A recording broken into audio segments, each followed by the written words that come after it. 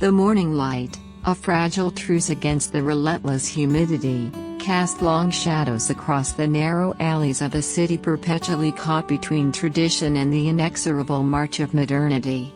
This was not a landscape of grand geopolitical maneuvers, but a mosaic of individual struggles, each echoing the larger anxieties of a nation in flux. Here, amidst the clamor of motorbikes and the aroma of street food, lived Tieu Nu, her life an unspoken testament to the resilience demanded by such a world. Her day began not with the headlines of global markets or diplomatic tensions, but with a humble, almost domestic tragedy. A fruit, ripened past its prime, lay heavy in her hand. Its scent, once sweet, now carried the faint, unsettling whiff of decay. "This fruit is too ripe," she murmured, her voice barely audible above the distant city hum. "I probably can't bring it home." The words were simple, yet they carried the weight of small losses, of resources that could not be salvaged. In a nation where food security, though significantly improved, remained a constant consideration for many, even a single spoiled fruit was a reminder of fragility. She would leave it for the birds, a small offering to nature's unyielding cycle, a quiet acknowledgement of what could not be controlled. The fleeting thought that its unpleasant aroma might signal something amiss within her own body was swiftly dismissed, a minor discomfort in a life accustomed to enduring. This was her reality, a ground-level view of an economy driven as much by individual hustle as by grand state initiatives. Tieu Nu was a part of the vast informal sector, the lifeblood of countless communities across Southeast Asia. Her trade, papayas, freshly picked, sold from a makeshift stall on the roadside. It was a testament to the entrepreneurial spirit, born not of ambition but of necessity, that characterized so many women like her. The sheer volume of transactions in these microeconomies, often invisible to official statistics, collectively fueled national growth, yet left individuals vulnerable to market fluctuations, weather, and the unpredictable rhythms of daily life. Her first customer, a stoic elderly woman, approached with a practiced slowness, a lifetime etched into her movements. "Grandma, I'll give you some papaya," Tieu Nu offered, her voice infused with respect. The transaction more than just a sale, it was a reaffirmation of community bonds. The old woman, a symbol of a generation that had witnessed profound historical shifts, from colonial rule to socialist transformation, still navigated the bustling streets with quiet determination. "Yes, yes, Grandma, go buy something. Take a few fruits." The exchange of a few thousand dong, a paltry sum by international standards, represented daily sustenance, a small victory in the ongoing battle against scarcity.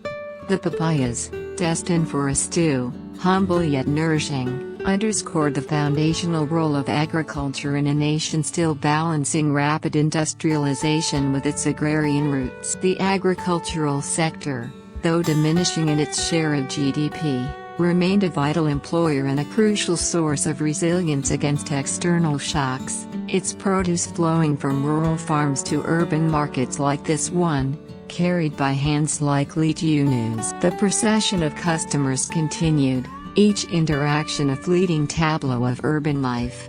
A bustling young woman, her phone clutched in her hand, perhaps hurrying to a gig economy job, paused for a green papaya, ideal for a vibrant salad. Another sought a ripe one, a sweet treat. Tieu Nu, ever the astute vendor, swiftly assessed their needs, her pricing simple, 5,000 VND per fruit, a price point accessible to nearly all, reflecting both local purchasing power and the competitive nature of street vending. This informal market, though unbanked and unregulated, was remarkably efficient, driven by direct human connection and immediate demand. It was a decentralized network of trade, vital for food distribution and economic inclusion, particularly for women who often found greater flexibility and autonomy in such roles. Her interactions, though transactional, were never impersonal.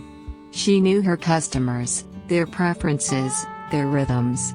When a young man hesitated, she offered encouragement. "I have one left. Buy it to support me. I just went picking it this morning, bro." This was not mere salesmanship, it was a plea for solidarity, a recognition of shared struggles in a society where mutual support often formed the most crucial safety net.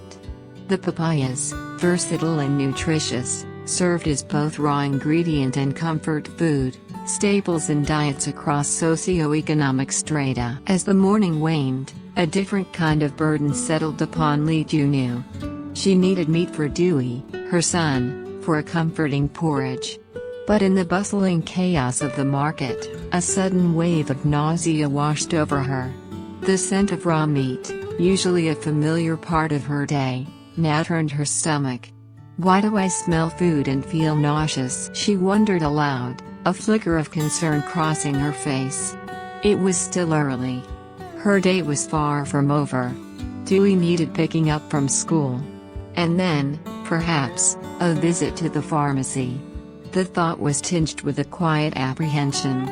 If she were to fall ill, who would care for Dewey? This was the ever-present shadow for countless single mothers or primary caregivers, the stark reality of inadequate social safety nets in many developing nations, where personal health can directly translate into economic catastrophe. Access to affordable health care, while expanding in Vietnam, still presented significant hurdles, especially for those in the informal economy without employer-provided benefits. The afternoon shift brought with it a different set of duties, the shift from vendor to mother, from economic actor to primary caregiver. Hal, a trusted friend, or perhaps a relative, was already at Dewey's school.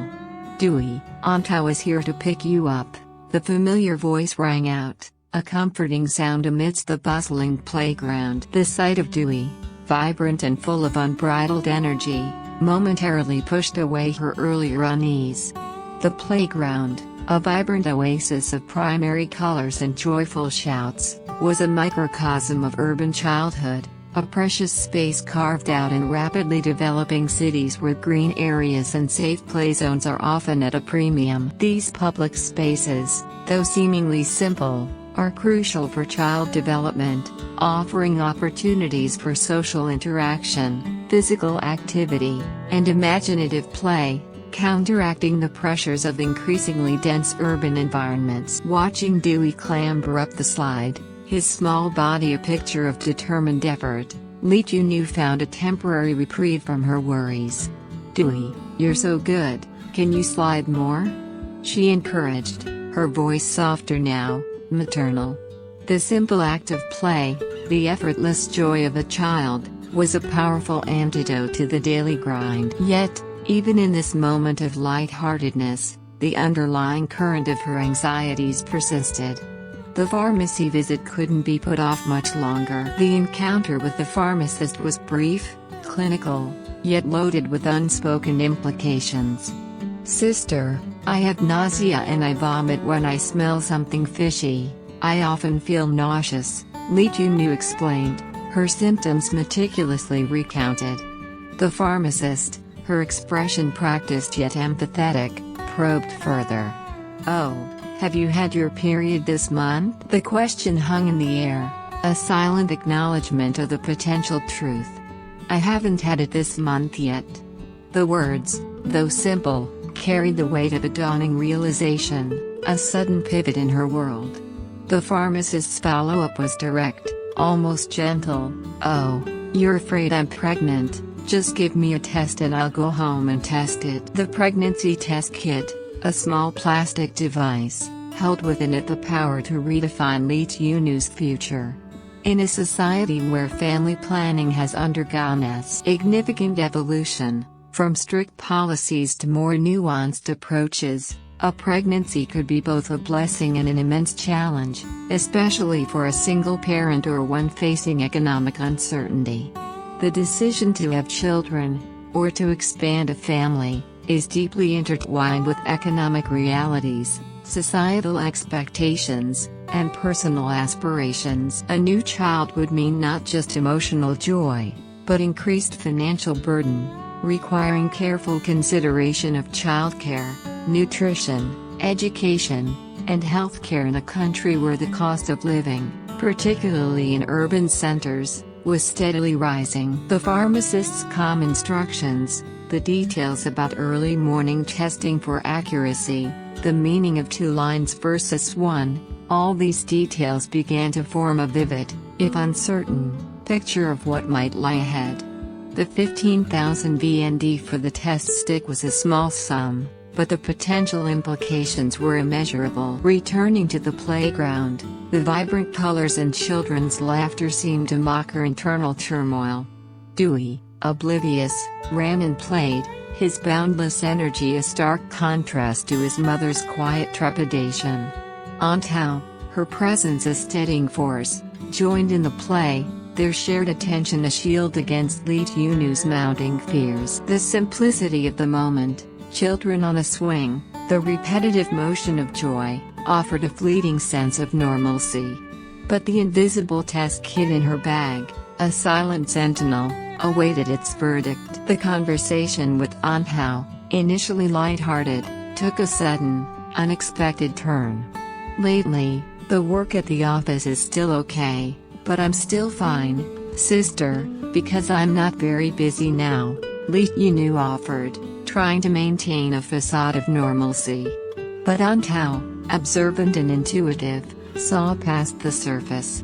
Tieu Nu, what do you have here? I am very sorry, sister, because I hid it from you. The revelation hung heavy in the air, a truth long suppressed now brought to light. Trong went missing. The words Trong went missing were not a question, but a somber declaration that immediately altered the atmosphere, transforming the playful afternoon into a crucible of unspoken fears.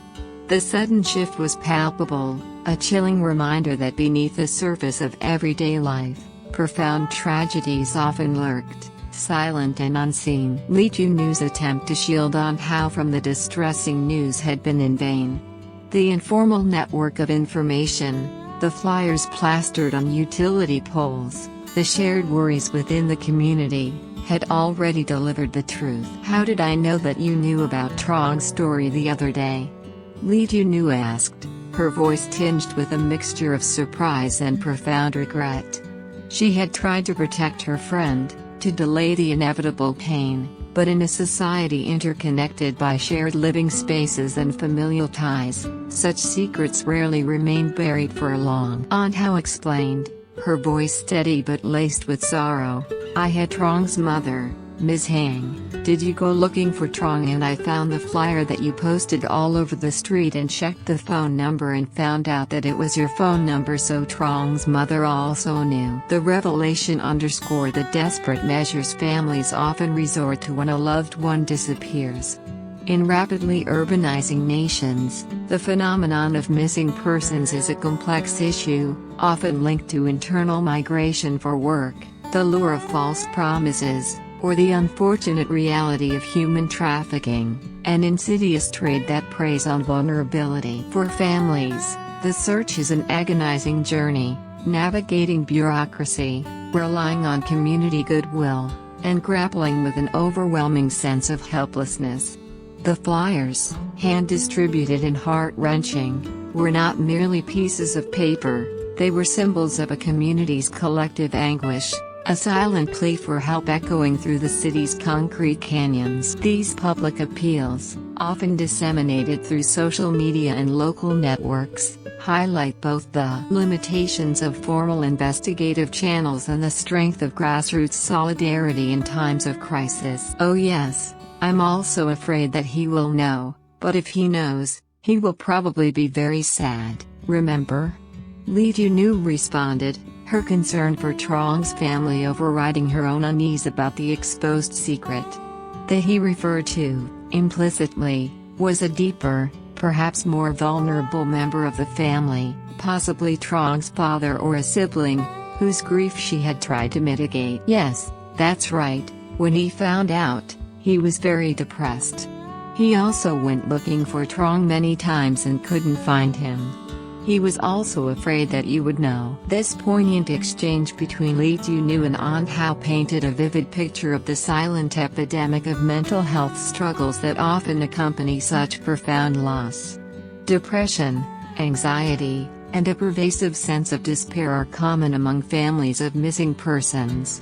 The search itself becomes a consuming obsession, a futile act of hope against the crushing weight of uncertainty. In many developing societies, mental health support systems are nascent or inaccessible, leaving individuals to grapple with their trauma in isolation or rely solely on informal community networks. The narrative here hinted at a wider social impact, where individual tragedies resonate through entire communities, affecting not just the immediate family but friends, neighbors, and even distant acquaintances. The economic fallout, too, can be devastating, as families expend precious resources on searches, often neglecting work and falling deeper into financial precariousness. This wasn't just a personal story, it was a microcosm of a broader social challenge, one that quietly plagued the margins of progress. With the heavy truth now laid bare, the light-hearted mood of the playground dissipated, replaced by a somber resignation. Dewey, innocent and oblivious, continued to play, his laughter a stark counterpoint to the adults' hushed conversation. "Dewey, let's go home, baby. Let's go home," Tieu Nu called, her voice now carrying a wary tenderness. The journey home, usually a familiar ritual, became a reflective passage, each step heavier with the day's disclosures. As they arrived, the familiar confines of home offered a temporary refuge. Aunt Hao, ever supportive, lingered, acknowledging the weight Tieu Nu carried. "You and Dewey are sad alone here, sis," she offered, a simple statement of empathy. Tieu Nu's reply, "It's normal," was a testament to her resilience, a quiet acknowledgement of the daily struggles that had become an accepted part of her existence. Aunt Hao extended an invitation for dinner, a gesture of continued solidarity, a lifeline in a turbulent world. Though Tieu Nu demurred, citing busyness, the offer itself was a balm, a reminder that she was not entirely alone. Such acts of mutual aid, often overlooked in analyses of large-scale economies, form the bedrock of community survival in contexts where formal welfare systems are still evolving. As Aunt Hao departed, the evening air grew thick with a quiet solitude. Tieu Nu watched her friend leave, then turned to her son. The day's events, from the papaya sales to the ominous pharmacy visit and the heartbreaking news of Trong, swirled within her. But in the presence of Dewey, a different future beckoned. As she prepared his evening bath, a profound, almost primal thought emerged, born perhaps from the day's earlier scare, or the deep human need for connection and continuity. "Hey, baby, do you want a sibling?" she asked, her voice soft, exploratory. Dewey, responding with the simple, unburdened clarity of childhood, said, "Yes." It was a powerful affirmation, an innocent desire that stirred a whirlwind of complex emotions within Tieu Nu. "So do you like a younger brother or sister?" she pressed, the questions hanging in the air, laden with significance. The notion of expanding her family, particularly as a potentially single mode or in a challenging economic environment, was monumental. In many Asian cultures, the desire for siblings, for a larger family unit, remains strong, rooted in traditions of familial support and the continuity of lineage. However, this cultural value often clashes with the economic realities of raising children in modern, urban settings where the costs of housing, education, and healthcare are steadily climbing. A new child would not only bring immense joy but also significant economic pressure, requiring careful financial planning and unwavering emotional strength. As Dewey ate his snacks, his small hands deftly peeling a fruit, Tieu Nu watched him, her mind racing. The possibility of new life, the responsibility it entailed, the hopes and fears it ignited, merged with the day's earlier anxieties. Trong's disappearance was a stark reminder of life's fragility, while Dui's innocent desire for a sibling represented the enduring human capacity for hope and renewal. Her life, though outwardly ordinary, was a microcosm of the larger geopolitical and economic currents shaping her nation. Her struggles to make ends meet, her concerns about healthcare, her child's future, the quiet tragedies that unfolded in her community, all these were threads in the vast tapestry of a society striving for progress amidst global uncertainties. Tieu Nu was not a figure of political power or economic influence, yet her daily perseverance, her quiet strength, and her unwavering hope for a better future for her child were, in their own way, a testament to the enduring spirit that drives nations forward, one family, one life, at a time. The world might focus on macro trends, but it was in the micro realities of individuals like Tieu Nu that the true pulse of a nation could be felt, a beat of resilience against the ceaseless drum of change.